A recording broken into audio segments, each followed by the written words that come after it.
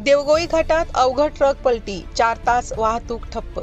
अक्कलकोवा तालुक्यातील देवगोई घाटात आज सकाळी एक ओव्हरलोड ट्रक पलटी झाल्याने 4 तास वाहतूक ठप्प।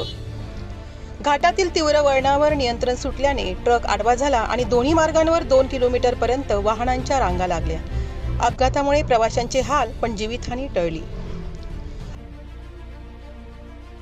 अपघातामुळे घाटात अडकलेल्या प्रवाशांची मोठी गैरसोय झाली। अनेक वाहन चालक आणि प्रवासी ताटकळत उभे राहिले। सुदैवाने या अपघातात कोणतीही जीवितहानी झाली नाही, मात्र वाहतूक व्यवस्था कोलमडली। अपघातग्रस्त ट्रक बाजूला करण्यासाठी क्रेन लावण्यात आली आणि तब्बल 4 तासांच्या अथक प्रयत्नानंतर ट्रक हटवण्यात यश आले। यानंतर वाहतूक सुरळीत झाली। गेल्या काही महिन्यात या घाटात अवघड वाहनांच्या अपघातांचे प्रमाण वाढले आहे। ओव्हरलोडिंग आणि तीव्र उतारामुळे घाटात अपघातांचे सत्र सुरूच आहे। प्रशासनाने यावर कडक पावले उचलावीत अशी मागणी प्रवाशांकडून आणि स्थानिक नागरिकांकडून केली जात आहे। आदिवासी जनजागृती न्यूज चॅनल धडगाव, नमस्कार।